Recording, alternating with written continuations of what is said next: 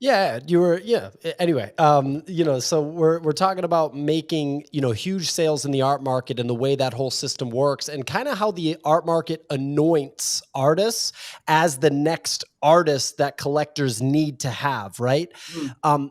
The way I've been thinking about that is I feel like that's going to happen. It's already kind of happened when you see Ferocious, Mad Dog Jones, Beeple, Micah Johnson, all these different artists that were actually auctioned by Christie's and auctioned by Sotheby's already, but we haven't seen the full adoption from the traditional art market yet. And I feel like a lot of the buyers in that auction, they were crypto buyers, right?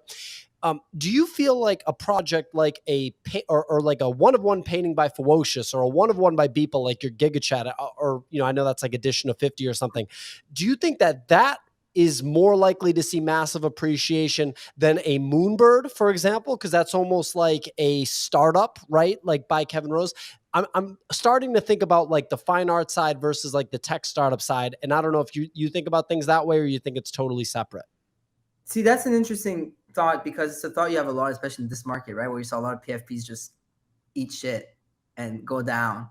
And then you see a lot of the one of one art and the actual blue chips come out, which are the artists, right?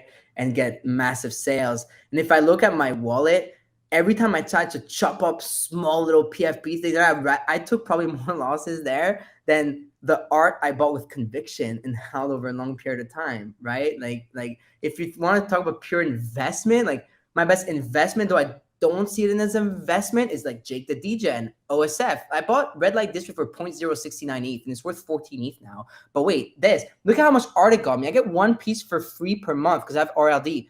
Add up all the amounts of all of this and put it on a percentage over 1 year. It's technically one of my best investments. Jake the DJ, I bought his DJ token for 4.2 ETH because I love his art, right? And I've gotten so many pieces of art. Every time there's an airdrop, it's another ETH technically if I were to sell it, but I'm not going to, right? But it's just like that token right there. And I have a bunch. It's just different. He changes collection names here and there. So maybe like 9, 10 pieces now. And it's just like when I see that, it makes me think a lot about that very question you're asking. It's like, have we all this time maybe not overpriced all of these PFP startup things because we haven't really seen anything but like just the small things they're about to do over a long period of time versus these artists are much more scarce and will work through a bear. Like you think Jake the DJ stopped working right now? Like he was just on ArtNet and just he's an artist. He doesn't care, right? Versus this, that's why you saw XCOPY. Like the best investments people have made are what? Like Ponks, Apes also went that route, but like if you look at it, people are invested XCOPY early, people are in Punks early, people are in Few early, people are in like all these artists like early, right? And so it's interesting to see. I don't know, man. Like people, if you look at it, the Beeple floor not long ago went down to like 9 or 10 or 11 ETH, okay, for editions of his. I might Crazy. pick up Giga Chat at 25 ETH with the physical. Okay. I love that. This is dope. I got edition 50 of 100, by the way. I love that. And I got the physical. His floor now is 30 ETH as of today, this morning. Okay.